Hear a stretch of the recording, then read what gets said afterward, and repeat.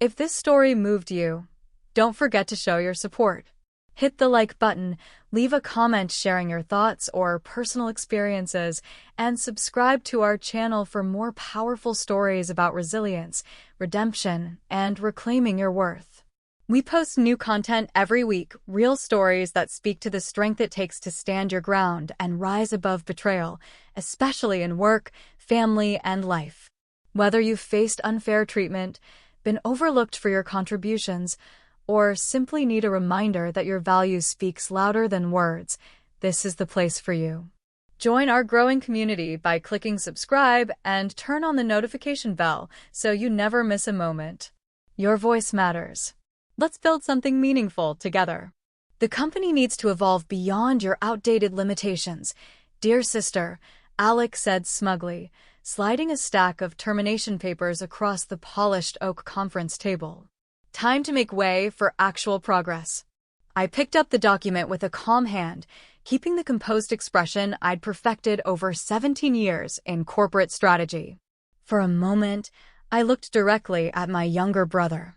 His self-satisfied grin stood in stark contrast to the photos lining the wall, snapshots of charity galas, family holidays, and business milestones. Each one a curated illusion of unity. My name is Natalie Greene, and at 46, I had spent nearly 2 decades developing and overseeing the software architecture that kept Green Tech Logistics, our Denver-based family-run supply chain firm, running smoothly. I wasn't just the systems director. I was the architect. I had engineered the platform from the ground up, building a digital ecosystem that monitored fleet movements in real time, auto-generated invoices, and managed supplier networks in 6 countries. Is this really how you want to begin your leadership era? I asked quietly, aligning the corners of the paperwork with practiced precision. Not even a week in, and you're already cutting legacy talent? Alec reclined in what used to be our mother's chair, an heirloom passed down from her office before she passed, reupholstered in leather, but still unmistakably hers. But unlike her, whose decisions were always grounded in both business sense and empathy, Alec acted on ambition and short-term optics. The board wants modernization, he said, straightening his lapel. We've greenlit a partnership with Quantum Sphere Systems. They'll transition us to cloud-native platforms, AI-assisted routing, all the bells and whistles. Stuff I've been pushing for while you clung to your homemade dashboard.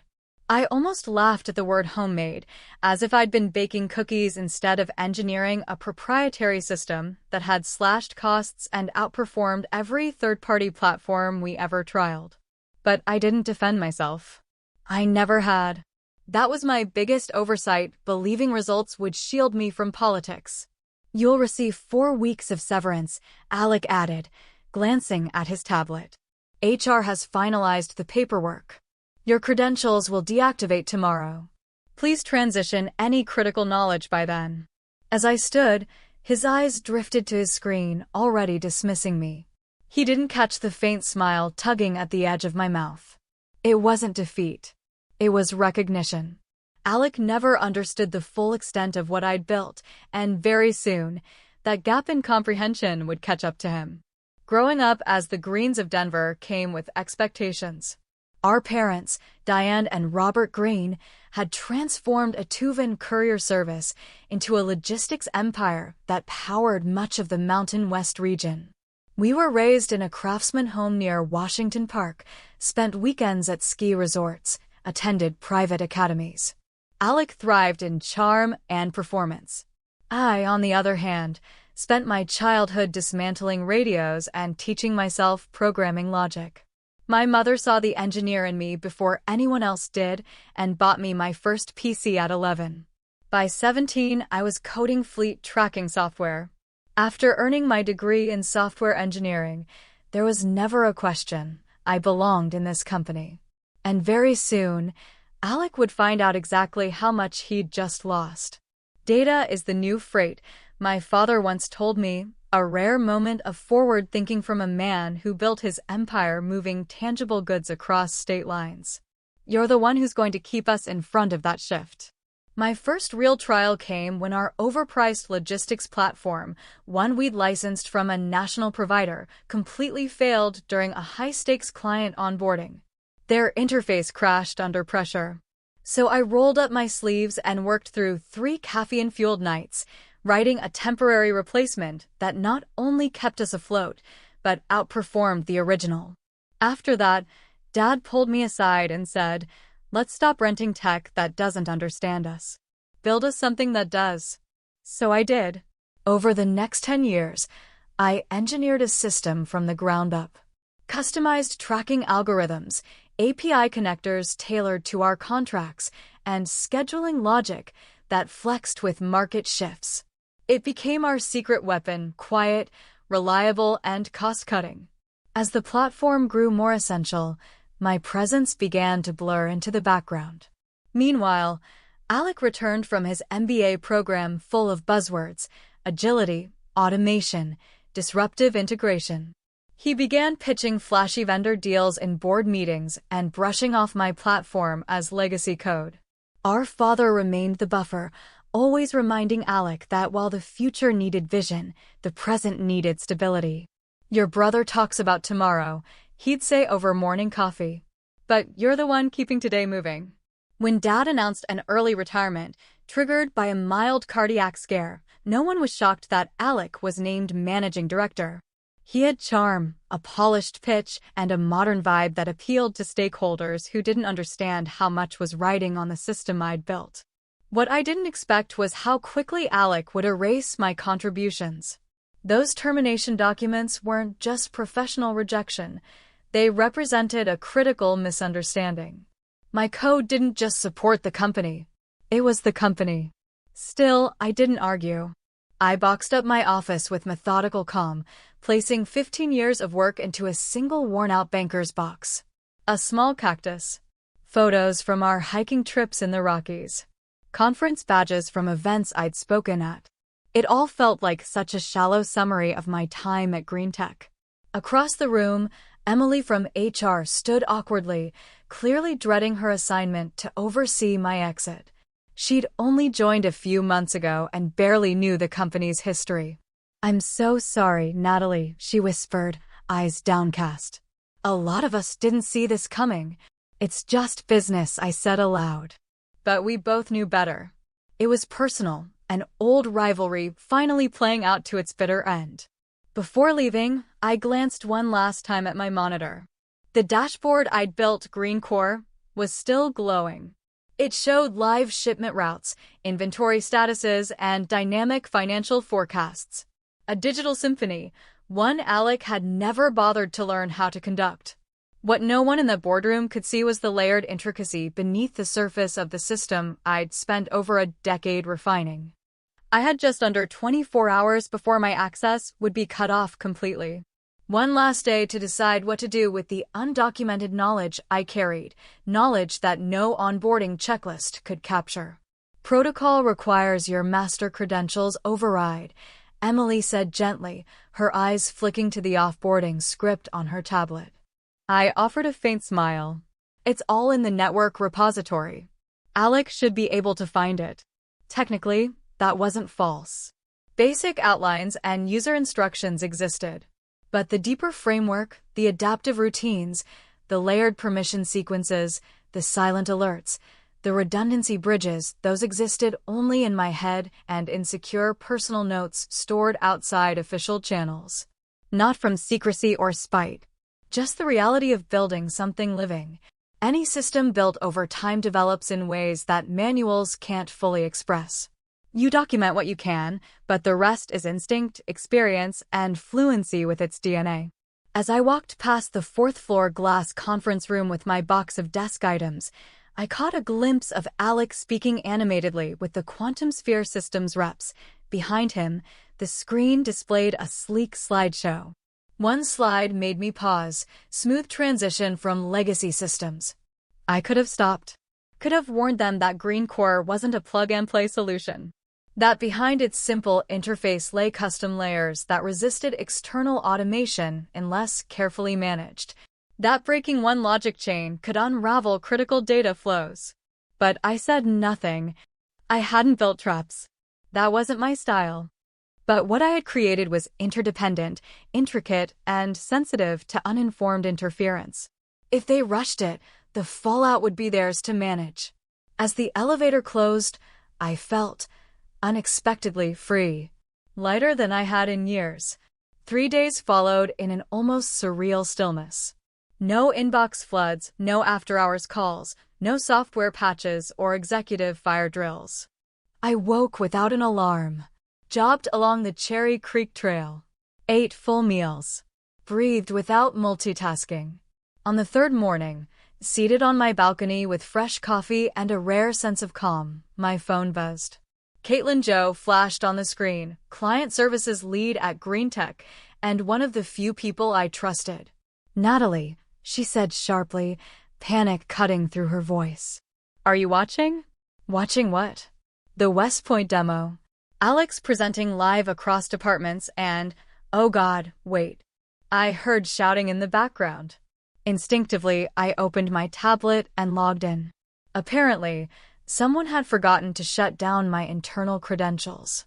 On the screen, Green Tech's executive hall, Alec standing confidently in front of executives from West Point Industries, one of the largest client prospects we'd ever courted, worth over $18 million in annual logistics revenue, which enables us to promise 99.8% delivery accuracy and full logistical transparency, he said, gesturing toward the green core dashboard projected behind him. And then it hit. The display flickered. Error messages crawled across the interface like ants at a picnic. Then the dashboard crashed. Completely. Alec kept talking for a beat too long before noticing. His smile cracked. His posture stiffened. And I took another sip of coffee. "Just a temporary hiccup," Alec said, jabbing nervously at his touchscreen. "Let me refresh the dashboard." But the screen didn't reload. Instead, a large red warning replaced the interface. "Core database compromised. Security protocol engaged. Full lockdown in progress." I knew that signal instantly. I had embedded a defense system years ago after a failed patch almost wiped our logistics database. It was designed to detect any irregular access or corruption attempts and shut down to prevent cascading damage. Reactivating the platform wasn't as simple as restarting a router. It required a multi-step clearance process, something only I had ever executed. Alec, of course, had no clue. I watched as his self-assured pitch began to unravel. "Our engineers are working on the issue as we speak," he said, but the West Point executives were now exchanging glances, whispering behind their hands. My phone buzzed with a flood of incoming messages, pings from IT supervisors, operations leads, and finally Alec himself. I let them go unanswered. Then the internal emergency channel lit up. "Warehouse interface down. Label printers unresponsive. Invoices failing to generate. Driver dispatches stalled." The entire company was frozen in place. A wave of bitter satisfaction passed through me, soon chased by a pang of remorse. The people scrambling to fix this weren't to blame. The clients facing delays hadn't fired me. Alec had.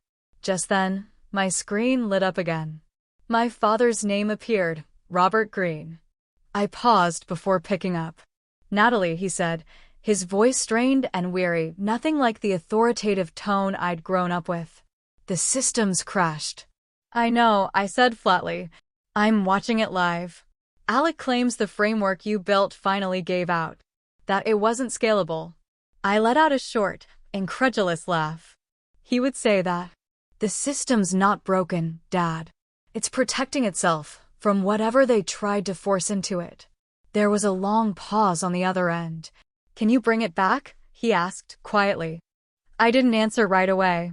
Technically, yes, I could bring Green Core back online in under 2 hours. But should I? That was another matter. "I'm no longer on payroll," I said eventually. Alec made that decision. Loud and clear. He exhaled heavily. "Natalie, this isn't just about you and Alec. 300 employees are depending on that system. So are dozens of companies. We can't afford downtime." His words struck something in me. The frustration I'd buried began to twist inside. He was right, but so was I. Alec should have considered that before firing the only person who actually understands the software, I replied. And he has quantum sphere now, doesn't he? Aren't they supposed to be the future? Natalie, he began. I'm sorry, Dad, I cut in. I have a job interview in an hour. It wasn't entirely untrue. I did have a meeting with Caravan Freightworks, a regional competitor based out of Boulder. Their CTO had reached out within days of my exit, offering a position with full autonomy. As I buttoned my blazer and tied my hair back, I peeked once more at the Green Tech crisis feed. The damage was spreading. Field offices were now reporting stalled vehicles, drivers waiting for assignments that never arrived. The engine I'd built, my engine, was quiet.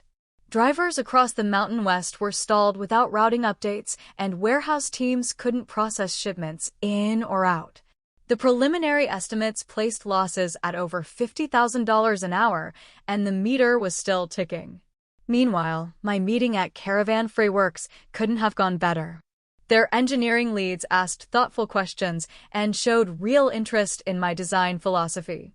I walked them through my modular development style and how I prioritize adaptive frameworks over static solutions. Lawrence Bennett, their chief technology officer, seemed especially energized. We've been stuck using overpriced middleware that never quite fits, he said as we stepped into the lobby. Having someone build a tailored system from the ground up? That would change everything. You mean someone like me? I replied, raising an eyebrow. Exactly you, he said with a grin, handing me a manila folder. This is our formal offer. It's aggressive. We want you to understand how serious we are. Back in the driver's seat of my SUV, I opened it and blinked. Nearly double my old salary, plus equity and an executive title. Chief Technology Officer. Everything I'd earned, but never been given at Green Tech. Still, my phone was buzzing relentlessly with missed calls and messages. Alec's name appeared multiple times, demanding that I answer, claiming company sabotage. The IT team had also reached out, pleading for help. A few board members had sent more measured but urgent requests. Then came a message from Caitlin. West Point pulled out. Alec is blaming you publicly. Says you rigged the system before leaving. Emergency board session in progress. Please call me. I felt my jaw tighten. Sabotage? I had spent almost 2 decades building that infrastructure, nurturing it to be efficient, scalable, and secure. The current breakdown was predictable. They had likely attempted to brute force integration using quantum sphere's automated tools, triggering a built-in protection mechanism. I tapped Alec's contact. He picked up on the first ring. Natalie, finally. You need to fix this. Now. What you've done, this is criminal.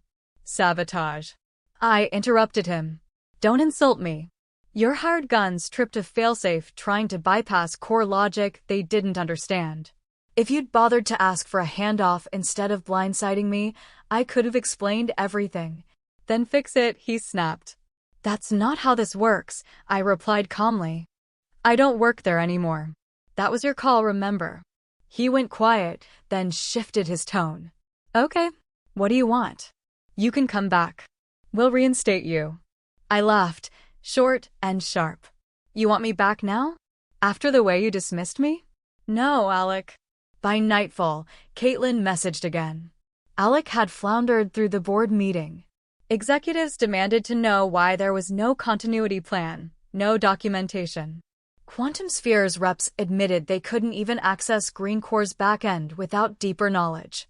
I poured myself a glass of wine and sat by the window, watching the city lights blink on. Caravan's offer sat open on the table. A fresh start. Full authority. Real appreciation. The recognition I had never been granted by the company that bore my family's name. Still, I couldn't ignore the truth. 15 years of my work lived inside Green Core. Watching it unravel was like witnessing my own code, logic, and time being torn apart line by line. At 9 p.m., my doorbell rang. I checked the camera and paused. Alec stood on my front porch, shoulders slumped, blazer creased, and hair no longer perfectly styled. For a second, I considered ignoring him. Then I opened the door. "You win," he said, voice strained. "I was wrong. We can't fix this without you." "I can't." I leaned casually against the doorframe, eyeing the younger brother who had once oozed confidence and control. Even now at 40, he still looked like the polished executive, the favored heir, but tonight he looked undone. Tired. Frantic. "The board's threatening to remove me," he went on when I stayed silent. "Dad's not even returning my calls. Everyone's blaming me." I raised an eyebrow. "They should. You fired the person who built your foundation. That's not bold leadership, it's recklessness." He swallowed hard, but said nothing. "What will it take?" he asked finally. "Name it." I stepped aside. "Come in." In the living room, I slid my laptop in front of him and opened the file Caravan Freightworks had sent. "They've asked me to create a platform like Greencore. This is their offer." Alec blinked at the screen, his jaw tightening. "This is insane," he muttered. "They're trying to buy our tech through you." I closed the lid. "No. They see my worth." "Something you never did." He sat down slowly, suddenly very quiet. "I'm not coming back as an employee," I said. "That's off the table." "Then what are you asking?" "I want full authority over technology. Title of Chief Technology Officer. A seat on the board. Equal compensation. No micromanagement." "I answer to the board, not to you." His head tilted, almost in disbelief. "You can't be serious. The board won't go for that." I stood, steady and certain. "Then tell them to start over from zero.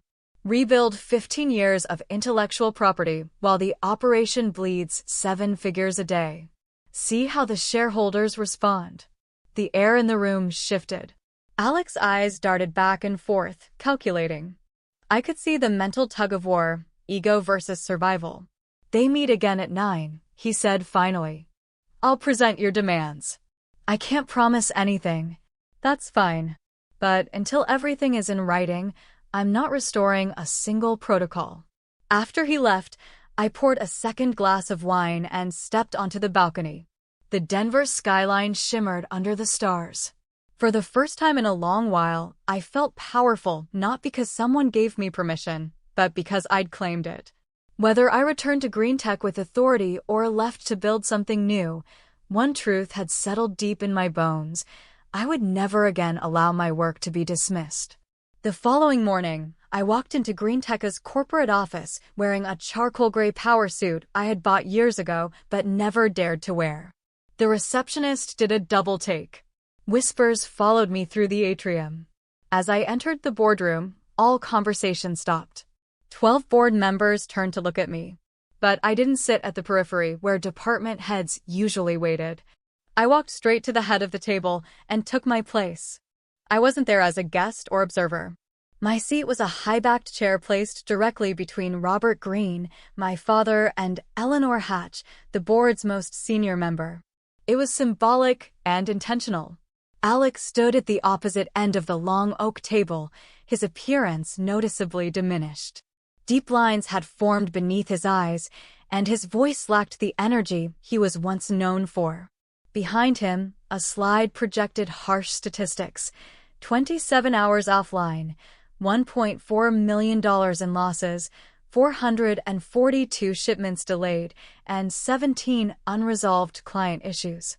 "Ms. Greene has agreed to assist with the restoration of operations," Alec announced, his tone restrained. "The board has reviewed and ratified the terms of her reinstatement." The formal use of Ms. Greene instead of Natalie didn't escape me or the board. A calculated choice, perhaps to separate his personal loss from the professional capitulation. A few members offered me respectful nods. Others looked cautious, maybe still questioning whether I had orchestrated the breakdown myself. Before any more assumptions could take root, I opened my laptop and mirrored the display. "Before we begin," I said, projecting the system core interface, "I want to clarify what happened. This wasn't caused by malicious action or faulty design. The shutdown was triggered by a built-in failsafe, something I introduced after a near data wipe years ago.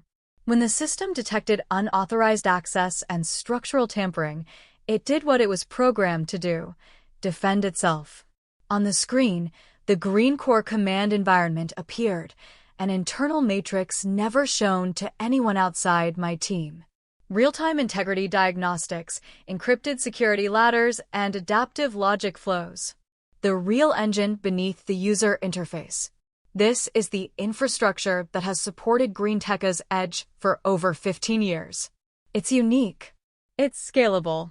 But it is not disposable. The room fell quiet as understanding settled. Several board members exchanged glances. Even Alec looked like he finally saw the scope of what he had tried to replace. Once the board formally approved my reinstatement, including my elevation to Chief Technology Officer, a board seat, and equal pay to Alec, I got to work. Restoring Green Core took under an hour. But this time, I didn't do it alone. I walked the IT department through every phase, documenting along the way. The knowledge that should have been shared years ago was finally being distributed. Within minutes, warehouses resumed processing, drivers received updated routes, and the emergency alerts began to taper off. The damage, while costly, was manageable. More importantly, it had been a wake-up call. Over the following days, my office moved to the executive suite, directly next to Alec's.